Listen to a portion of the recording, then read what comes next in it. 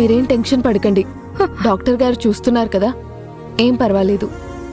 అమ్మా, దేవతలాగా నువ్వు హాస్పిటల్కి తీసుకొచ్చావు.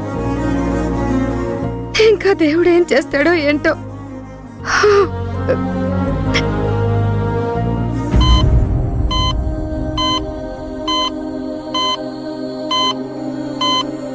సుధాకర్, సుధాకర్,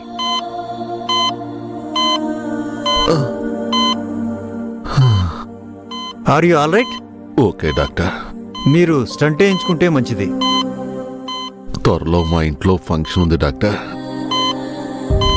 అది చూసుకున్న తర్వాత. నెగ్లెక్ట్ అయితే చేయొద్దు. ముందు మీ వాళ్ళని పంపిస్తాను. నర్స్, నేను చెప్పిన మందులు నోట్ చేసుకో. డాక్టర్ గారు, మా ఆయన కంగారు పడాల్సినంత ప్రమాదం ఏమీ లేదమ్మా. అతిగా ఆవేశపడడం వల్ల ఇలా జరిగింది.